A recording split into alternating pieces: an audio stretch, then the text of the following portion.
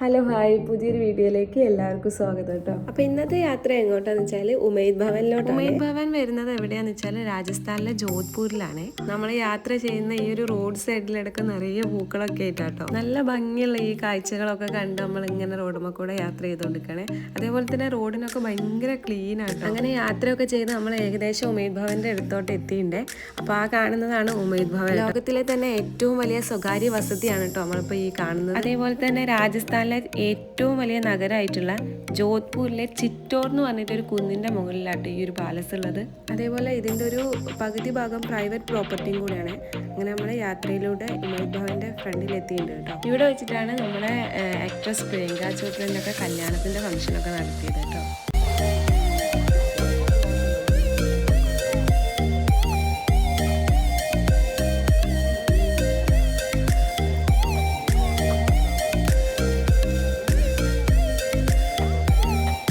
പാലസിൻ്റെ അകത്തേക്ക് കയറാൻ പോവാം കേട്ടോ. അതായത് പിന്നെ ഒരാൾക്ക് വരുന്നത് ടിക്കറ്റിന് 100 രൂപയാണ്. അങ്ങനെ നമ്മൾ ടിക്കറ്റൊക്കെ എടുത്ത് ടിക്കറ്റൊക്കെ കാണിച്ചിട്ട് ഉള്ളിലേക്ക് കയറാൻ പോകും. അങ്ങനെ നമ്മൾ ഇപ്പോൾ ഉള്ളത് റാത്തോഡ് രാജവംശത്തിലെ 37ാമത്തെ രാജാവായിരുന്ന മഹാരാജാവ് ഉമൈദ് പണി കഴിപ്പിച്ച പാലസിൻ്റെ ഉള്ളിലാണ്. ഞാൻ നേരത്തെ പറഞ്ഞ പോലെ തന്നെ ഇതൊരു പ്രൈവറ്റ് പ്രോപ്പർട്ടിയും കൂടെ ആയതുകൊണ്ട് ഇതിൻ്റെ മുഴുവൻ ഭാഗമൊന്നും നമുക്ക് കാണാൻ പറ്റില്ല കേട്ടോ. നമ്മൾ ഇതിൻ്റെ ഉള്ളിലേക്ക് കയറുമ്പോൾ ആദ്യം തന്നെ കാണുന്നത് ഇതിൻ്റെ ഇപ്പോഴത്തെ ഓണറായിട്ടുള്ള ഗജ് സിംഗിൻ്റെ ഒരു ഫോട്ടോ ആണ്. അദ്ദേഹം ഇപ്പോഴും ഈ വസതിയിൽ ജീവിച്ചിരിപ്പുണ്ട് കേട്ടോ. ഏകദേശം 78 വയസ്സായി എന്നാണ് പറഞ്ഞത്. അദ്ദേഹത്തിൻ്റെ മുത്തശ്ശനാണ് കേട്ടോ ഈ മഹാരാജാവ് ഉമൈദ്. അങ്ങനെ ഇതിൻ്റെ ഉള്ളിൽ കയറി കഴിഞ്ഞാൽ ഇവരെ കുറേ ഫോട്ടോസും കാര്യങ്ങളൊക്കെയാണ് കാണാനുള്ളത്. പിന്നെ ഒരുപാട് ചരിത്രങ്ങളൊക്കെ എഴുതി വെച്ചിട്ടുണ്ട് കേട്ടോ. ഇത് സത്യം പറയുകയാണെങ്കിൽ ജോധ്പൂരിലെ രാജകുടുംബത്തിൻ്റെ ഒരു വസതിയാണ് കേട്ടോ ഈ പാലസ് എന്ന് പറയുന്നത്. അപ്പോൾ ഇവിടെ ഭംഗിയായിട്ടുള്ള കുറേ ഈ ചിത്രപ്പണികളും അതേപോലെ തന്നെ ഭംഗിയായിട്ടുള്ള റൂഫും കാര്യങ്ങളൊക്കെ ആട്ടോ. ഈ ഒരു പാലസിൻ്റെ ഒരു ഭാഗം മ്യൂസിയം ആയിട്ട് പ്രവർത്തിക്കുന്നതുകൊണ്ടാട്ടോ നമുക്ക് ഉള്ളിൽ കയറി കാണാൻ തന്നെ പറ്റുന്നത്. അതേപോലെ തന്നെ ഇതിൻ്റെ ഒരു ഭാഗം പ്രവർത്തിക്കുന്നത് താജ് ഹോട്ടലാട്ടോ. നമ്മളിപ്പോൾ കാണുന്നത് എന്താണെന്ന് വെച്ചാൽ ഈ ഒരു മ്യൂസിയത്തിൻ്റെ ഉള്ളിൽ തന്നെ ഉമൈദ് ഭവൻ്റെ ഒരു മിനിയേച്ചർ മോഡൽ വെച്ചിട്ടുണ്ട്. അപ്പോൾ ആ ഒരു രൂപമാണ്.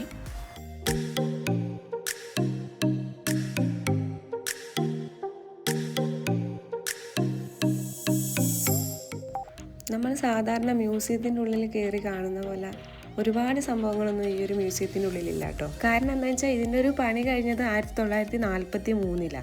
അപ്പോൾ നമുക്ക് ചിന്തിച്ചാൽ തന്നെ അറിയാം അല്ലേ, നമുക്ക് സ്വാതന്ത്ര്യം കിട്ടുന്നതിൻ്റെ ഏകദേശം 4 വർഷം മുമ്പ് പണി കഴിപ്പിച്ചൊരു പാലസാണ്. അങ്ങനെ വരുമ്പോൾ മറ്റു പാലസുകളെ നോക്കുകയാണെങ്കിൽ ഇത് ഏകദേശം അവസാന കാലഘട്ടത്തിലൊക്കെ ആയിരിക്കും പണി കഴിച്ചിട്ടുണ്ടാവുക അല്ലേ. അങ്ങനെ ഞങ്ങൾ നടന്ന് ഈ ഒരു ഓർണമെൻറ്റ്സിൻ്റെ അടുത്ത് എത്തിയിട്ടോ.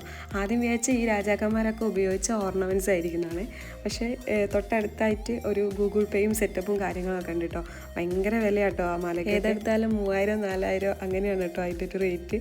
അങ്ങനെ പെട്ടെന്ന് തന്നെ അവിടുന്ന് അങ്ങോട്ട് എസ്കേപ്പ് ആയിട്ട് അടുത്ത സെക്ഷനിലേക്ക് വന്നിട്ടോ. അപ്പോൾ നമുക്ക് അടുത്തതിൽ കാണാൻ പറ്റുന്നത് എന്താണെന്ന് വെച്ചാൽ ഇവിടെ കുറച്ച് പൂട്ടുകളൊക്കെ കേട്ടോ. ഇത് കണ്ടപ്പോൾ സത്യം പറയുകയാണെങ്കിൽ എനിക്ക് മറ്റേ തേപ്പിനൊക്കെ ഉപയോഗിക്കുന്ന കുമായക്കത്തിയും ഈ ചട്ടിയുമില്ലേ അതുപോലെയാണ് തോന്നിയത്. എന്താ കറക്റ്റ് എന്ന് എനിക്കറിയില്ല. അപ്പോൾ ഇവിടെ കുറച്ച് പൂട്ടും കാര്യങ്ങളൊക്കെ ഉണ്ട് കേട്ടോ. പിന്നെ ഏതോ വാളും അങ്ങനെയൊക്കെയാണ്. പിന്നെ അടുത്ത റൂമിൽ വരികയാണെങ്കിൽ ഇവിടെ ഫുള്ള് ഇവരെ ഫോട്ടോസും കാര്യങ്ങളൊക്കെയാണ്.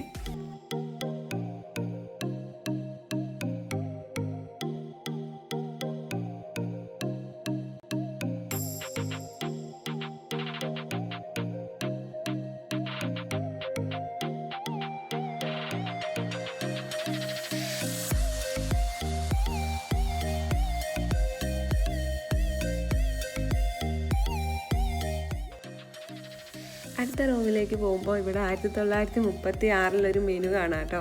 അപ്പം അന്നത്തെ രാജാക്കന്മാരും അവരുടെ ഫാമിലിയൊക്കെ ഉപയോഗിച്ച എന്താ പറയുക ആൽക്കഹോളിൻ്റെ വലിയൊരു മെനു തന്നെയാണ് കേട്ടോ ഇത്. അത് കഴിഞ്ഞ് അതിൻ്റെ തൊട്ടടുത്തായിട്ട് ഇവരെ ആൽക്കഹോളിൻ്റെ ബോട്ടിൽസും അതേപോലെ ഇവർ ഉപയോഗിച്ച ഭംഗിയുള്ള കുറേ ഗ്ലാസ്സുകളൊക്കെ ആട്ടോ വെച്ചത്.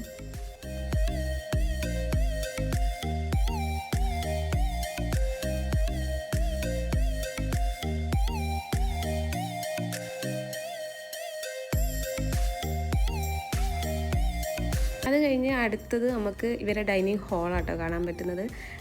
അടിപൊളിയായിട്ട് അലങ്കരിച്ചൊക്കെ വെച്ചിട്ടുണ്ട് കേട്ടോ. പ്ലേറ്റും ഗ്ലാസും പിന്നെ ലാമ്പൊക്കെ വെച്ചിട്ട് അടിപൊളിയാക്കിയിട്ടുണ്ട്.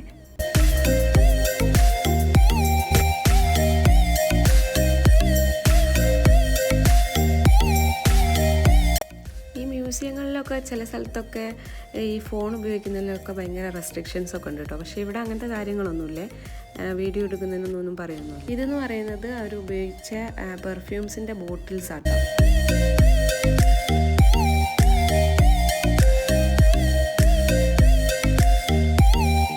ഈ ഒരു പാലസിൻ്റെ ഉള്ളിൽ ഏകദേശം 347 റൂമുകളാട്ടോ ഉള്ളത്. അപ്പോൾ അടുത്ത മുറിയിൽ നമുക്ക് കാണാൻ പറ്റുന്നത് എന്താണെന്ന് വെച്ചാൽ കണ്ണാടികളാട്ടോ ഇവർ ഉപയോഗിച്ച്. കണ്ണാടികൾ എന്ന് പറയുമ്പോൾ വെറൈറ്റി കളക്ഷൻസ് ആട്ടോ. അപ്പം വാൽക്കണ്ണാടി ഉണ്ട്, അതേപോലെ തന്നെ അലമാരേൻ്റെ തന്നെ എല്ലാ സൈഡിലും കണ്ണാടി ആട്ടോ.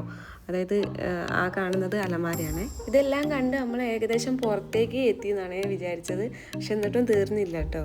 347 റൂമുകളുള്ള ഈ ഒരു പാലസിൻ്റെ ഉള്ളിൽ നമുക്ക് കാണാൻ പറ്റുന്നത് കുറച്ച് റൂമുകൾ മാത്രം കേട്ടോ. ഈ ഒരു റൂമിൽ നമുക്ക് രാജകീയമായ ഒരു കസേരയും കാര്യങ്ങളൊക്കെ കാണാം. അതേപോലെ തന്നെ ഇപ്പോഴത്തെ ഓണറായിട്ടുള്ള ഗഡ്സിങ്ങും അദ്ദേഹത്തിൻ്റെ വൈഫാണിത്. ഇതെന്ന് പറയുന്നത് അന്നത്തെ കാലത്ത് അവരിരുന്ന ചർച്ചാ ഹോളാട്ടോ. ഈ ഒരു റൂമിൻ്റെ പ്രത്യേകത എന്ന് വെച്ചാൽ ചുവരിൻ്റെ മുകളിലൊക്കെ ഫുൾ പെയിൻറ്റിംഗ് ആണ്.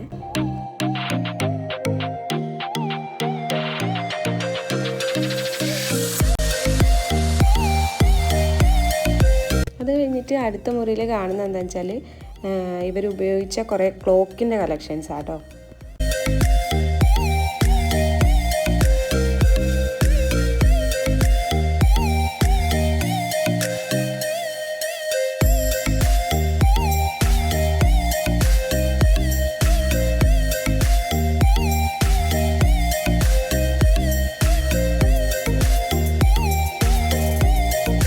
ആയിരത്തി 1895 ക്ലോക്ക് വരെ ഇവിടെ ഉണ്ട് കേട്ടോ.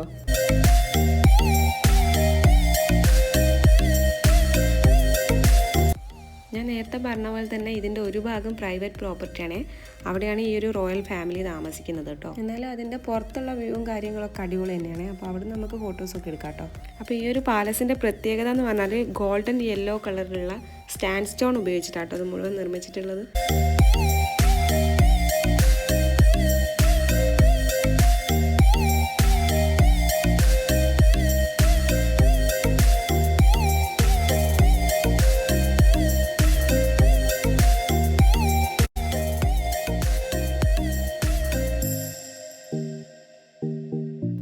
അങ്ങനെ മ്യൂസിയത്തിൻ്റെ ഉള്ളിലെ കാഴ്ചകൾ എന്ന് പറഞ്ഞാൽ ഇത്രയേ ഉള്ളൂ കേട്ടോ. നമ്മൾ ഇനി പുറത്തേക്ക് ഇറങ്ങാൻ പോവുകയാണേ.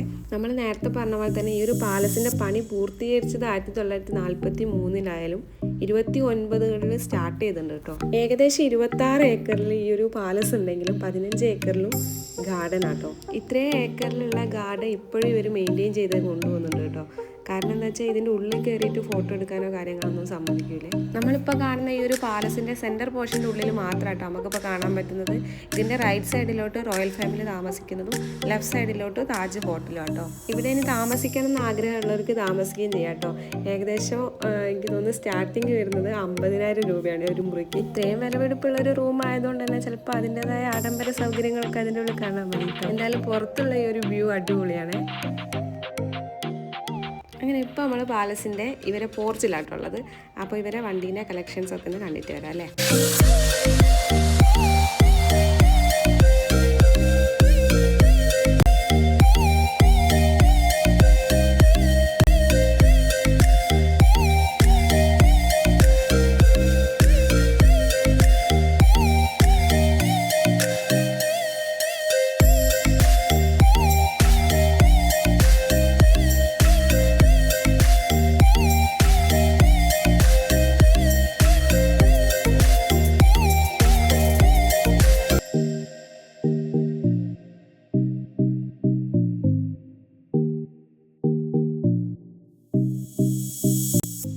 നമ്മളിപ്പോൾ ഉമൈദ് ഭവൻ്റെ ഏകദേശം കാണാൻ അനുവദിച്ച ഭാഗങ്ങൾ മുഴുവൻ കണ്ടു കേട്ടോ. അന്ന് ഈ ഒരു പാലസ് പണി കഴിപ്പിക്കാൻ വേണ്ടിയിട്ട് ഇന്ത്യൻ രൂപയായ 11 മില്യൺ ആട്ടോ ചിലവാക്കിയത്.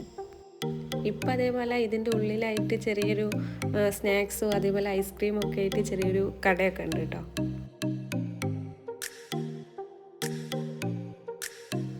അപ്പോൾ ഇന്ന് നമ്മൾ യാത്ര പോയ ഉമൈദ് ഭവനും അതേപോലെ അതിൻ്റെ ഉള്ളിലുള്ള കാഴ്ചകളൊക്കെ നിങ്ങൾക്ക് ഇഷ്ടപ്പെട്ടെന്ന് വിശ്വസിക്കുകയാണ്. അപ്പോൾ ഇവിടെ വരാൻ ആഗ്രഹിക്കുന്നവർ ശ്രദ്ധിക്കേണ്ട ഒരു കാര്യം എന്ന് വെച്ചാൽ 5 മണിക്ക് മുമ്പായിട്ട് തന്നെ ഇവിടെ എത്തണം കേട്ടോ. ഞങ്ങളൊരു ദിവസം 5 മണിക്ക് ശേഷം വന്നപ്പോൾ ഇവിടെ കയറാൻ പറ്റിയില്ലേ. അപ്പോൾ വീഡിയോ ഇഷ്ടപ്പെട്ടാൽ ലൈക്ക് ചെയ്യാനും സപ്പോർട്ട് ചെയ്യാനും മറക്കല്ലേ. അടുത്ത വീഡിയോ ആയിട്ട് വരുന്നവരേക്കും ബൈ ബൈ.